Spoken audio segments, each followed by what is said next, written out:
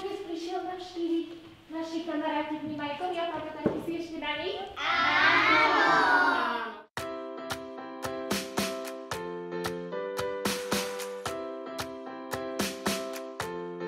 Že môžem naučiť aj nožičku.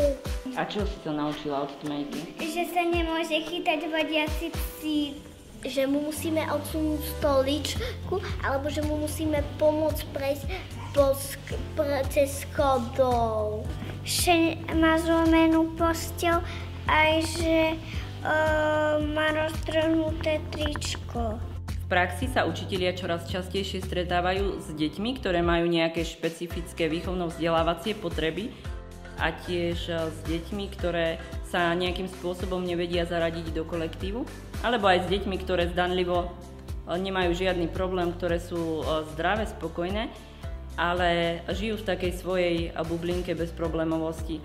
Cez dostupné metodické materiály pracuje s dieťaťom odborník. Metodické materiály sú veľmi pestré a sú vhodné pre všetky typy detí aj z hľadiska štýlu učenia. Ich základ tvoria háčkované hračky, s ktorými sa deti môžu reálne hrať, môžu si ich požičať domov, môžu si k nim vytvoriť reálny vzťah. Dôležité sú však aj rozprávky, na základe ktorých pracujeme s reálnymi príbehmi vnímajkov. Tieto metodické materiály vhodne doplňajú pesničky, cez ktoré sa prostredníctvom hudby jednotlivé témy stanú ešte viac súčasťou prežívania detí. Pedagóg tak s dieťaťom pracuje s učením cez rozprávku, cez hru, cez tvorenie a cez hudbu.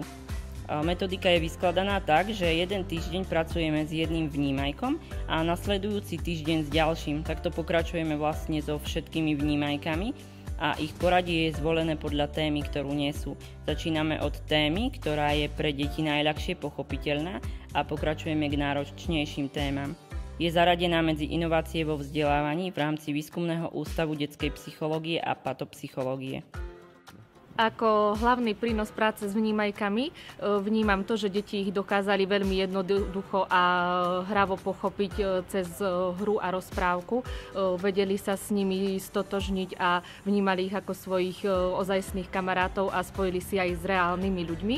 Ďalším takým pozitívom bolo, že táto práca s vnímajkami prepojila prostredie materskej školy s rodinou. Rodičia sa boli vtiahnutí a zapojení do týchto aktivít a aj sa reálne zaujímali o tieto aktivity.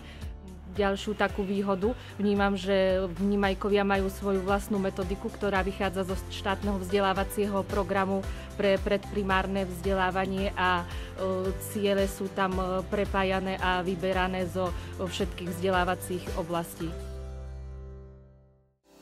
Veselka, Boľko a aj Tmejka do každej hry zapoja aj chcejka. Dobrí kamaráti, môžeš sa v nich nájsť, každému ukázať, že dobro je v nás. Usmej sa na svet.